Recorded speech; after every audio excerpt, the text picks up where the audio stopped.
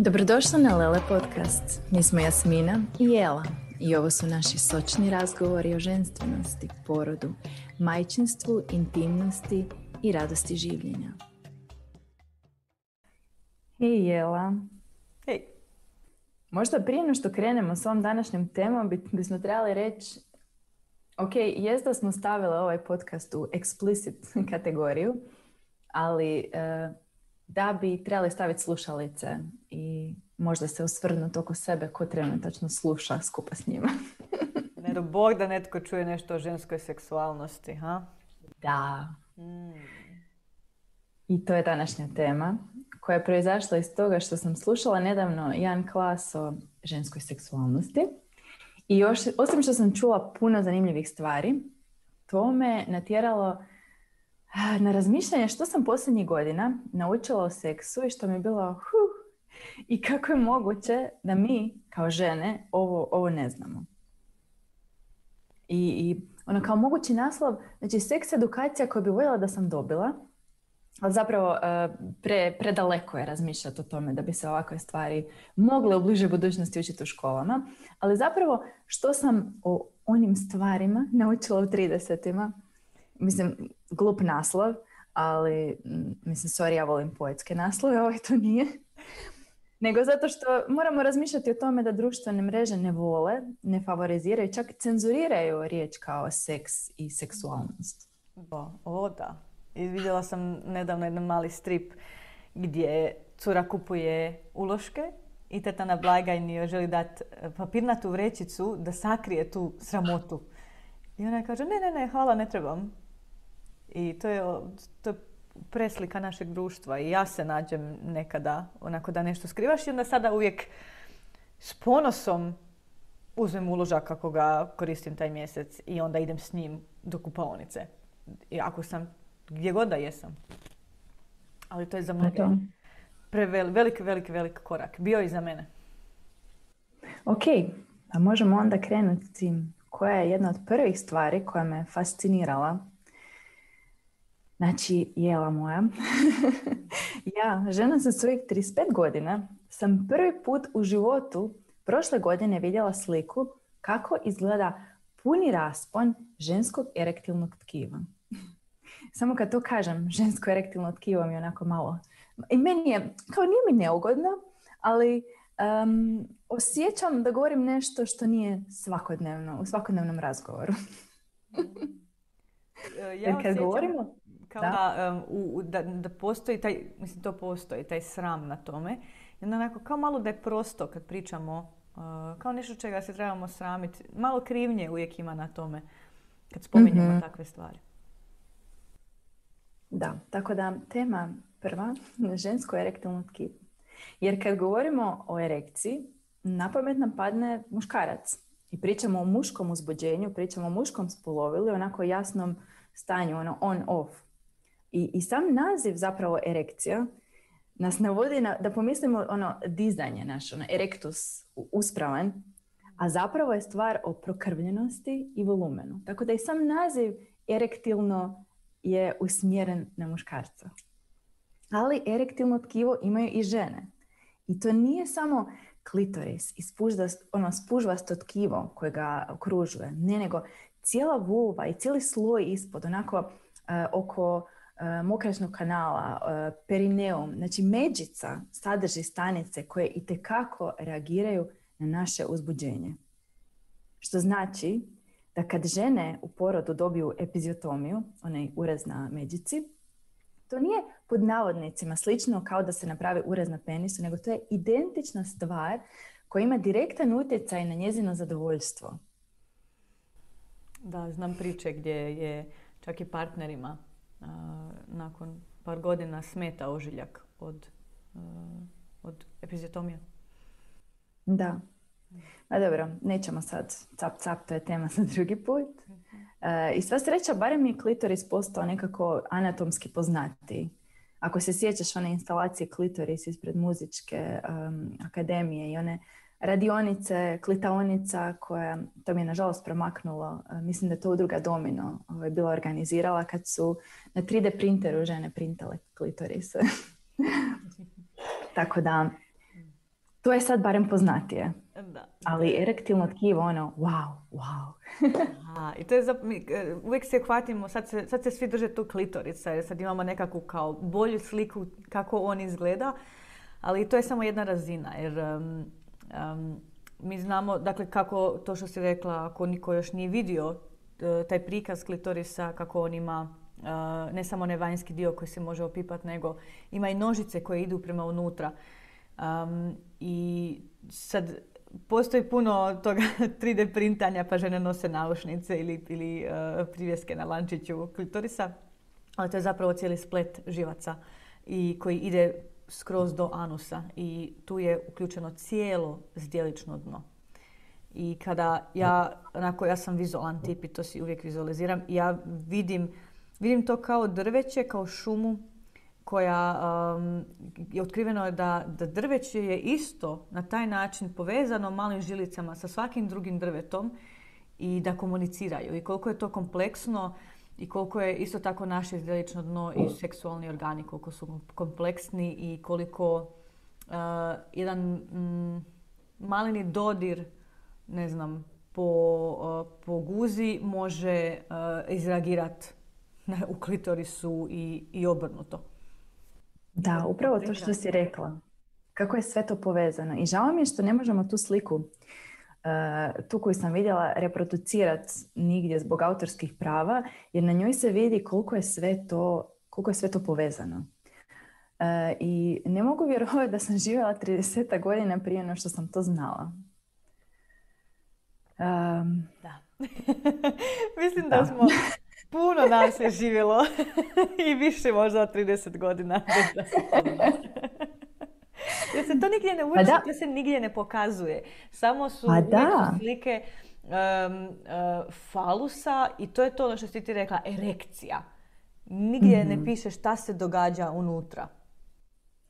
Ali zapravo kad pogledaš onaj suženi, onu pojednostavljenu sliku tog erektilnog tkiva kod muškaraca i kod žena, znači klitoris sa onim svim pripadajućim i penisa, izgledaju jako slično. Mm-hmm. Da. To zapravo možete proguglati i pogledati slike, baš vrlo, vrlo sličan izgled imaju. Mm-hmm. Samo što kod žena se još tog tkiva nalazi okolo, a to nekako nije u domeni općeg znanja. Meni je taj dio bio wow. I jedan od razloga zašto žene najčešće ne dođu do toga, znači do te erekcije, je zato što način na koji se seksamo nije usmjeren na ženu. I ovu anegdotu mislim da ti nisam ispričala prije. Mislim da je bar anegdota, možda jedan klasičan primjer mansplaininga, a to je jednom me na faksu jedan tip uvjeravao kako ženski orgazam ne postoji. Ne postoji. Wow. Znači, gdje je dokaz? Koja bi bila svrha toga? Gdje je pečat? Zakolutale su mi se oči toliko, odrolače mi se iz glave. Ja ne znam zašto sam uopće sudjelovala u toj raspravi, zapravo više monologu. Jer kao, kod muškaraca jasno je naš orgazam, izlazi ejakulate, to, a čemu, zašto bi to postojalo kod žena? Mislim, to je bila mala provokacija, ali svejedno molim? I sigurna sam da je njegova žena danas jako sretna. Da, dobro, neću reći sve, ali znači velika većina toga što znamo i što činimo u seksu se okreće oko muškarca i njegovih potreba. Je li to čudno? Mislim, meni zapravo nije čudno. Sjećam se onog tvog podatka za klima uređaje. Da su klima uređaji današnji podešeni po prosječnom muškarcu, ne znam, 45-godišnjem muškarcu od toliko i toliko kila i zapravo te prosječne vrijednosti za ili ljeto ili zimu su podešene po njegovim potrebama. I onda su često ta svađanja u uredu, ili je toplo, ili je hladno i šta ja znam. Ali zapravo kada to, upravo što si ti rekla, okrenemo na seks, sve se vrti oko muškaraca. I druga stvar, dakle, nakon ženskog erektilnog tkiva, je taj ženski put do uzbuđenja. I tu moram spomenuti očekivanja i ciljeve u seksu. Jer je muški, to što si rekla, linearno, znači napanjen si i svršiš. I o tome možemo, Da. pričat ćemo puno, ali čin vođenja ljubavi ili seksualnog sjedinjenja, ja mislim da ne treba imati cilj. I može biti svaki put da i žena i muškarac svrže i može biti prekrasno, ali to ne mora biti jedini cilj. Ide se prema tome, ali tako ne mora završiti. Ali uvijek nekako je gdje god, što god da slušamo, što god da vidimo, je da tako mora završiti. Da, televizija, popularne serije. Da uopće ne idemo u porniče, se 99% vrte oko nekog nerealnog seksa koje je usmjeren na užitak muškarca. I on uvijek svrši, a za nju, nema veze. On svrši, on se okrene i to je to. I to je tako. Ja mislim da je zapravo muškarcima jako iskrivilo sliku seksa, jer ih puno njih ne razumije da može biti drugačije. A zašto u biti žena možda neće svršiti? Zato što ženama treba 30 do 45 minuta da bi se potpuno uzbudile. I to mi je bila druga stvar koja mi je bila onako wow. Znači, ne nužno 30 do 45 minuta stimulacije, nego da bi se ono tkivo koje smo sad spomenuli u potpunosti prokrvilo, probudilo, to treba. I sad to može biti razmišljanje, iščekivanje, neki razgovor, predigra, dodirivanje, ali toliko treba da bi žena fizički postala uzbuđena. Mentalno je druga stvar, to možemo odmah. I onda se pitam koliko puta se seksamo bez da dođemo do stanja potpune uzbuđenosti. Ponovno govorim s fizičkog aspekta. Bez da je to tkivo u potpunosti spremno za penetraciju, što onda ženama, recimo s nekim ožiljnim tkivom, a tome ćemo sigurno posvetiti posebnu epizodu, čini seks nakon poroda bolnim. Uvijek se sjetim i s jedne slike, jedan post je bio ako muškarac mora koristiti pljuvačku kao lubrikant, žena nije spremna na penetraciju.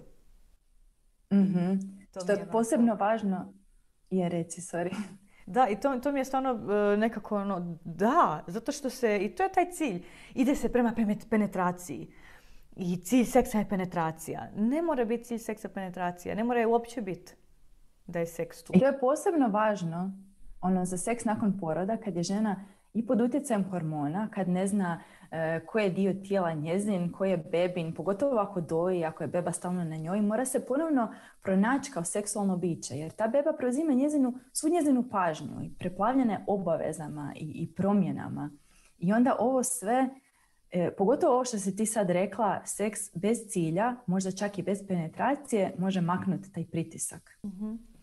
Da, jer vraćanje seksualnom životu nakon poroda, umjesto da bude cilj penetracija i orgazam, dobro je, ja mislim, za početak postaviti granice. Na primjer, hajde da nema penetracije. I to u tom, ne samo početku, miče taj ogroman pritisak. Jer tu je ta suhoća rodnice, što si rekla, možda je bio traumatičan porod, možda je jednostavno bol od šavova, od epiziotomije. I to se utječe na to da se žena stisne zapravo prije nego što uopće dođe do penetracije. Jer očekuješ bol.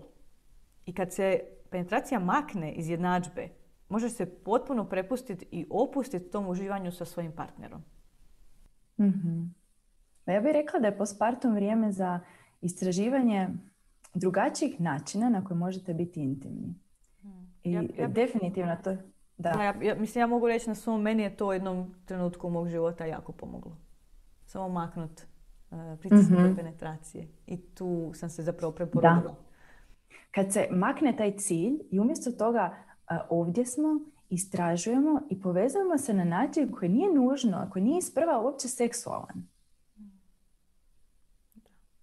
I to nas vraća na treću stvar koju si već natuknula prije, a to je žensko uzbuđenje. Žensko uzbuđenje nije linearno. I orgazam ženski nije linearan. To je znači ona točka A, B, A je dolje, B je gore, povučeš ravnu crtu koja spaja te dvije točke, tada, to je muškarac. Uzbuđen i stimulacija, brže, jače, klimaks, više manje to. Pojednostavljujem stvari, ali tako, to je ono što nam se najčešće servira, kao ovo je normalan seks. Tako seks treba izgledati. Ali ne, žensko uzbuđenje su valovi. I ako ponovno zamisliš tu točku A do B, s tim da nas, kao što si rekla, postizanje orgazma kao jedini isključivi cilj zakida za cijelu jednu dimenziju. Taj put od A do B su valovi. Uzbuđenje pa plato, pa uzbuđenje pa plato. I zbog toga je ženski orgazam sasvim drugačiji. I isto kad razmisliš, kad povučeš paralelu s porodom, to je isto tako ide. Otvaranje, pa neki plato kad se malo uspori. Recimo neko vrijeme integracije, pa onda opet ide otvaranje, pa opet ide jedan plato. I onda se gradi se pomalo do tog nekog vrhunca. Da, apsolutno. Jer za mene su ovo osnove. Sjećam se, zapravo prvi put, baš to što pričaš, to je prikaz i voljela bih da to možemo čak i naći. To sam prikaz tog nelinearnog uzbuđivanja kod žene i zapravo ženskog orgazma. Sam prvi put čula u Bad Wilbadu na konferenciji kod primalje Elizabeth Davis. Ona je pričala o ženskom orgazmu i porodu i uspoređivala je to dvoje kako isto tako funkcionira. A mi sve stavljamo u muški kalup. I zato stvari ne funkcioniraju. Kada si u rodilištu i kada imaš da se moraš svaki po partogramu nakon određenog, nakon 4 ili 5 cm otvarati centimetar na sat, i ako se unutar 3 sata ništa ne dogodi, nešto će se napraviti. To nije ženski način, to nije ženski princip, nego muški. I kad netko prvi put čuje da ženi treba 30 do 45 minuta da se fizički uzbudi, da bude spremna na penetraciju, na primjer, ili svršavanje, to su ogromne stvari. I to ti može u potpunosti promijeniti viđenje seksualnosti, seks sa svojim partnerom ili sa samom sobom. I ne samo ženama, nego i partnerima. Ja mislim da bi svaki partner ovo trebao čuti. I onda onako nešto što je apsolutno mind-blowing je da ti miče teret krivnje. To je ogroman faktor koji se proteže kroz žensku seksualnost. Krivnja i sram. I onda onako, ok, ja sam normalna, da nakon 10 minuta nisam toliko ludo napaljena jer mi fiziološki treba više vremena i ja nisam čudna, niti sam suha, niti imam problem i ne moram ići doktoru i ne trebam lubrikante, nego jednostavno trebam više vremena, više pažnje. Da, ono što govorimo uvijek u porodu, samo treba strpljenja, samo treba malo više vremena, isto vrijedi i u spavačoj sobi. Da. A obično kada žene uspoređuju se sa partnerom, gle kako se on brzo uzbudio i on je već spreman i da svrši, a ja još nisam spremna možda ni na penetraciju. Krivnja. Da. I to onda onaj dio da moraš performat, ne znam kako bi rekla, da moraš nastupat, da. Da, i zato onda žene, zašto se isto uvijek priča o ženama koje lažiraju orgazam.